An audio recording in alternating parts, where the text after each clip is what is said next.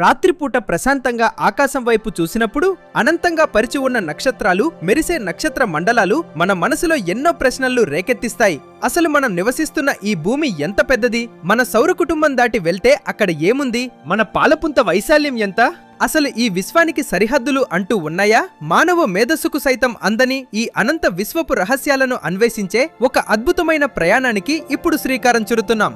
భూమి నుండి ప్రారంభించి విశ్వం యొక్క చివరి సరిహద్దు అయిన ఒబ్జర్వేబుల్ యూనివర్స్ వరకు మన ప్రయాణం సాగబోతోంది. ముందుగా మన ఇల్లు అయిన భూమి గురించి మాట్లాడదాం. మన భూమి చుట్టుకొలత సుమారు 40,000 కిలోమీటర్లు. ఒక సాధారణ మనిషి రోజుకు 30 కిలోమీటర్ల వేగంతో ఆగకుండా నడుచుకుంటూ భూమి చుట్టూ తిరగాలంటే సుమారు 3.5 సంవత్సరాల సమయం పడుతుంది. కానీ విశ్వం స్థాయికి వెళ్తే ఈ భూమి ఒక చిన్న ధూళికణం మాత్రమే. మనకు అత్యంత సమీపంలో ఉన్న ఖగోళ వస్తువు చంద్రుడు. భూమికి చంద్రునికి మధ్య దూరం సుమారు 3,84,000 కిలోమీటర్లు. ఈ దూరం ఎంత పెద్దదంటే మన సౌర కుటుంబంలో ఉన్న మిగిలిన అన్ని గ్రహాలను అంటే గురుడు, శని, యురేనస్, నెప్ట్యూన్లతో సహా ఈ రెండింటి మధ్య ఉన్న ఖాళీ స్థలంలో వరుసగా పేర్చవచ్చు. గంటకు 800 కిలోమీటర్ల వేగంతో ప్రయాణించే విమానంలో చంద్రుని వైపు వెళ్తే అక్కడికి చేరుకోవడానికి దాదాపు 20 రోజుల సమయం పడుతుంది. ఇక మన వ్యవస్థకు కేంద్రమైన సూర్యుని విషయానికి వస్తే భూమి నుండి సూర్యుని దూరం సుమారు 15 కోట్ల కిలోమీటర్లు. కాంతి వేగం అంటే సెకనుకు 3 లక్షల కిలోమీటర్ల వేగంతో ప్రయాణించే కాంతి కూడా సూర్యుని నుండి భూమికి చేరుకోవడానికి 8 నిమిషాల 15 సెకండ్ల సమయం పడుతుంది.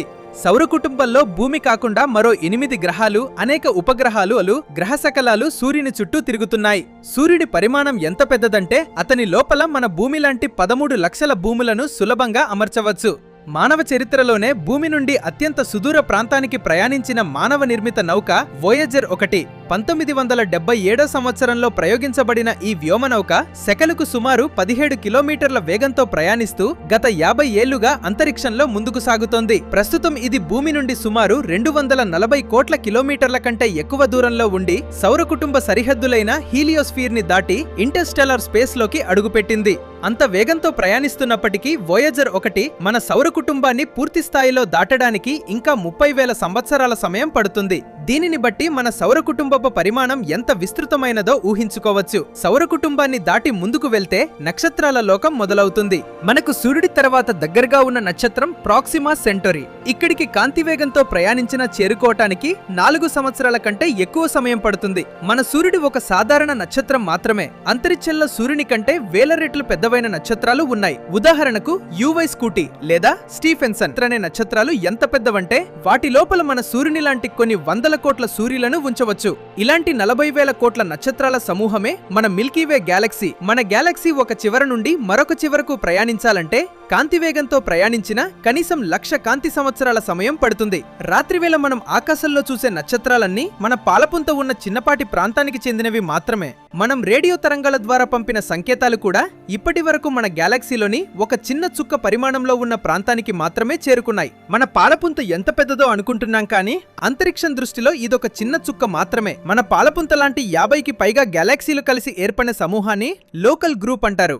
దీని పొడవు సుమారు 1 కోటి కాంతి సంవత్సరాలు. ఈ లోకల్ గ్రూప్ లో మనకు దగ్గరగా ఉన్న పెద్ద గ్యాలక్సీ ఆండ్రోమేడా గ్యాలక్సీ. ఇలాంటి అనేక గ్యాలక్సీ సమూహాలు కలిసి వర్గో సూపర్ క్లస్టర్ గా మారుతాయి. దీని పరిమాణం 10 కోట్ల కాంతి సంవత్సరాలు. ఇది ఇంకా విస్తరించి లానియాకియా సూపర్ క్లస్టర్ గా రూపాంతరం చెందుతుంది. దీనిలో 1,00,000కు పైగా గ్యాలక్సీలు ఉన్నాయి. దీని వైశాల్యం సుమారు 50 కోట్ల కాంతి సంవత్సరాలు. ఇప్పుడు మనం మానవ సాంకేతికత మరియు హబుల్, జేమ్స్ వెబ్ వంటి టెలిస్కోప్ల ద్వారా చూడగలిగే చివరి సరిహద్దుకు చేరుకున్నాం. దీనినే అబ్జర్వేబుల్ యూనివర్స్ లేదా దృశ్యమాన విశ్వం అంటారు. మన సాంకేతికత పరిమితుల వల్ల మనం చూడగలిగే దృశ్యమాన విశ్వం వ్యాసం సుమారు 930 కోట్ల కాంతి సంవత్సరాలు. ఈ దృశ్యమాన విశ్వంలో సుమారు 2,00,000 కోట్ల గ్యాలక్సీలు ఉన్నాయి. ప్రతి గ్యాలక్సీలో 100 కోట్ల నక్షత్రాలు, గ్రహాలు ఉన్నాయి. శాస్త్రవేత్తల అంచనా ప్రకారం మనం చూడగలిగే దృశ్యమాన విశ్వం ఒక చిన్న ఫుట్బాల్ అనుకుంటే అసలైన మొత్తం విశ్వం పరిమాణం ఈ భూమి కంటే పెద్దదిగా ఉండవచ్చు. అంటే నిజమైన విశ్వం ఊహకు అందని రీతిలో అనంతమైనది. 1990లో వోయేజర్ 1 వ్యోమనౌక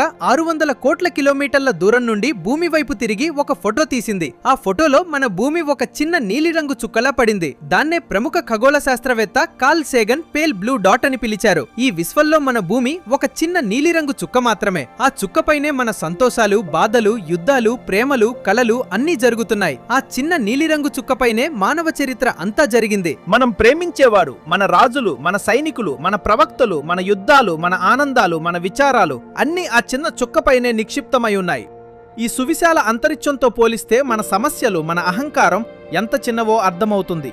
ఇంత విశాలమైన అనంత విశ్వంలో మన ఉనికి ఎంత చిన్నదో ఆలోచిస్తే ఆశ్చర్యం వేస్తుంది. అహంకారాన్ని పక్కన పెట్టి మన చుట్టూ ఉన్న ప్రపంచాన్ని, ప్రకృతిని, తోటి మానవులను ప్రేమించడమే మనం చేయగలిగే గొప్ప పని. అనంతమైన ఈ విశ్వం వెనుకున్న అద్భుతమైన సైన్స్ మీకు నచ్చితే లైక్ చేసి మీ ఫ్రెండ్స్తో షేర్ చేయండి.